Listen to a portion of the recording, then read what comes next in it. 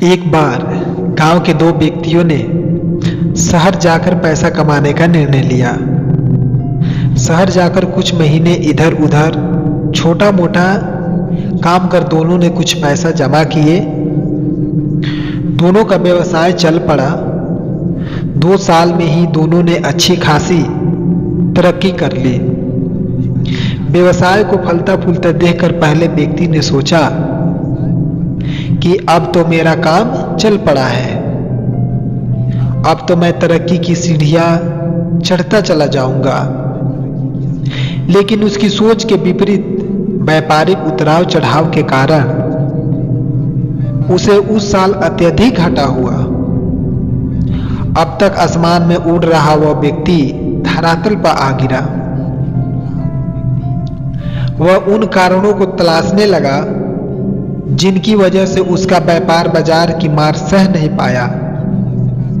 सबसे पहले उसने उस दूसरे व्यक्ति के व्यवसाय की स्थिति का पता लगाया जिसने उसके साथ ही व्यापार शुरू किया था।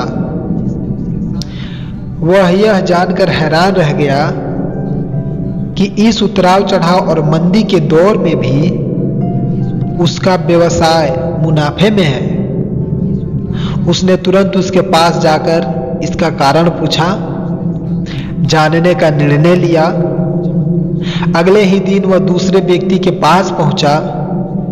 उसने तुरंत उसके पास जाकर इसका कारण जानने का निर्णय लिया। अगले ही दिन वह दूसरे व्यक्ति के पास पहुंचा। दूसरे व्यक्ति ने उसका खूब आदर सत्कार किया और उसके आने का कारण पूछा। तब पहला व्यक्ति बोला, दोस्त, इस वर्ष मेरा व्यवसाय बाजार की मार सह नहीं पाया, बहुत घाटा झेलना पड़ा। तुम भी तो इसी व्यापार में हो। तुमने ऐसा क्या किया कि इस उतराव चढ़ाव के दौर में भी तुमने मुनाफा कमाया?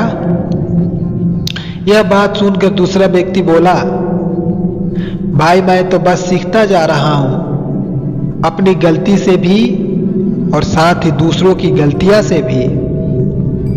जो समस्या सामने आती है उनसे भी सीख लेता हूं, इसलिए जब दूसरा वैसी समस्या सामने आती है तो उसका सामना अच्छे से कर पाता हूं और उसके कारण मुझे नुकसान नहीं उठाना पड़ता।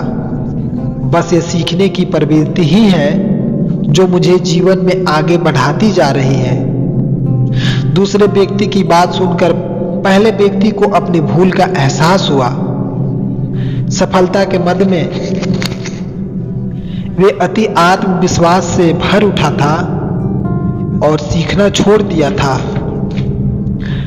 वह यह निर्णय कर वापस लौटा कि कभी सीखना नहीं छोड़ेंगे।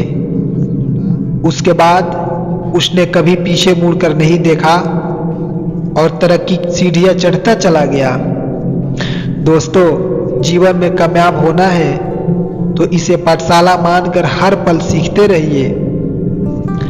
यह नित नए परिवर्तन और नए विकास होते रहते हैं।